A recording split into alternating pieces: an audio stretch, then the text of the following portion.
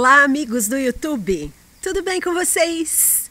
Hoje vou falar um pouquinho sobre processo de aprendizagem, que é um tema interessantíssimo e que teve, assim, contribuições no último século muito esclarecedoras sobre o que se passa no processo de aprendizagem. O ser humano é uma máquina de aprender, muito poderosa, com potencial gigantesco e que acontece durante toda a vida. Então esse é um dos conceitos que passou por uma transformação. A ideia de que o adulto não aprende é uma ideia que caiu por terra e a gente tem inclusive uma área do conhecimento da aprendizagem chamada andragogia. Pedagogia se refere a crianças e andragogia se refere à aprendizagem, processo de aprendizagem em adultos. Quem foi o grande contribuidor para compreender processo de aprendizagem foi o Piaget. O Piaget teve algumas sacadas muito interessantes. Ele foi uma das pessoas que fez experimentos com os próprios filhos a fim de estabelecer teorias, né? Conforme eu falei para vocês no primeiro episódio, ele foi um dos cientistas que fundou teorias, né? Fundou e fundamentou teorias a partir da observação dos próprios filhos. E ele descobriu que a aprendizagem é um processo e, portanto, não é um acúmulo de informações. A grande sacada do Piaget foi de que existe uma predisposição genética no ser humano para a aprendizagem e que ele só consegue atingir determinado nível de compreensão depois de ter passado por um nível abaixo. Então, o Piaget descreve o processo de aprendizagem que a gente pode imaginar como se fosse uma escada. Você precisa subir o primeiro degrau para poder atingir o degrau superior.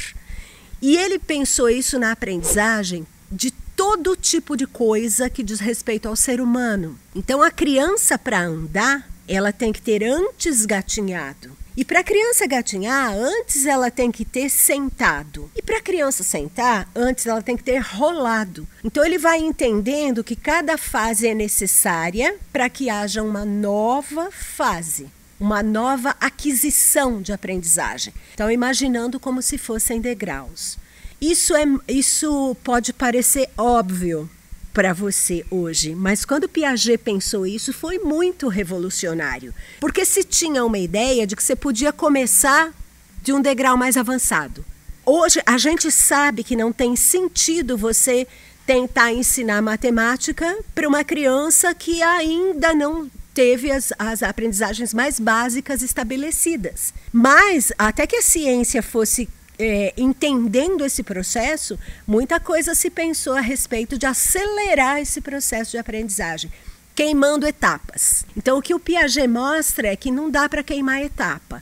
A gente tem que ir passo a passo para poder chegar no nível de aprendizagem que hoje a gente tem.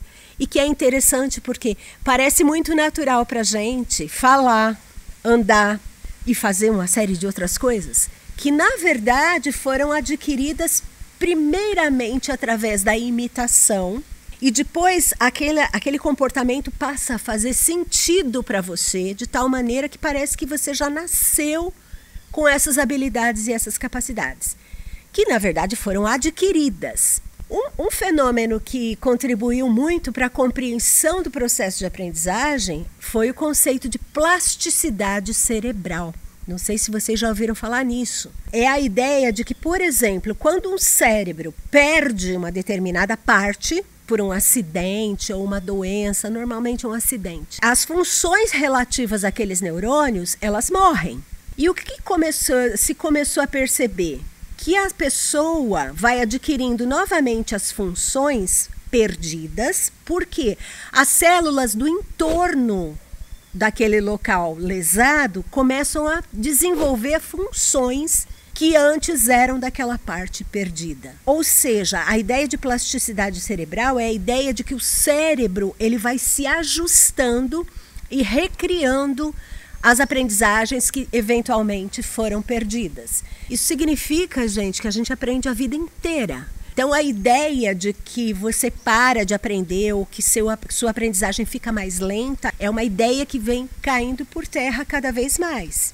E nesse sentido também, a gente tem que reconhecer o papel maravilhoso que as APAES tiveram no Brasil ao mostrar para as pessoas, né, que as crianças que tinham deficiência mental, elas eram capazes de aprendizagem também. Então hoje, felizmente, a gente vê muitos deficientes mentais integrados na sociedade por conta dessa atuação da APAE, que permitiu que as pessoas com deficiência desenvolvessem seus processos de aprendizagem. E sabe uma coisa muito bonita e interessante? Qual a diferença entre uma criança normal e uma criança com deficiência no processo de aprendizagem? Nenhuma diferença. Nenhuma diferença. Cada passo e cada degrau acontece do mesmo modo, às vezes num tempo diferente. E isso nos dá a ideia de que também o tempo da aprendizagem tem que ser respeitado. Outra grande contribuição do Piaget, além do respeito ao tempo de cada pessoa, é o respeito ao erro de cada pessoa. Porque o Piaget, através dos estudos que realizou com seus filhos e depois com outras crianças, né, que gerou uma vasta obra escrita, ele vai identificando que o que a gente considera um erro é, na verdade, parte da construção de um acerto. Então, para exemplificar isso que eu estou dizendo, uma criança que escreve as primeiras palavras sem usar as consoantes, ela só consegue usar as vogais, ela está vivendo um processo de construção da palavra com as consoantes em seguida. A criança que vai aprender uma conta de multiplicar, ela tem que ter tido antes a noção do que é uma conta de somar. Então, assim, são processos que vão se tornando mais complexos e que eles, portanto, têm que serem compreendidos na medida em que o erro é parte da construção do acerto. É por isso, gente, que a teoria do Piaget é chamada de construtivismo, porque ela parte da ideia de que a aprendizagem é uma construção, e que nessa construção, esse processo, ele tem aquilo que a gente usualmente chama de erro, mas que na verdade é parte do processo de construção da aprendizagem. Espero com isso ter contribuído com algumas ideias a respeito da aprendizagem. Espero que vocês curtam este vídeo, compartilhem, acione o sininho e se inscreva para receber sempre as notificações. Um abraço para vocês!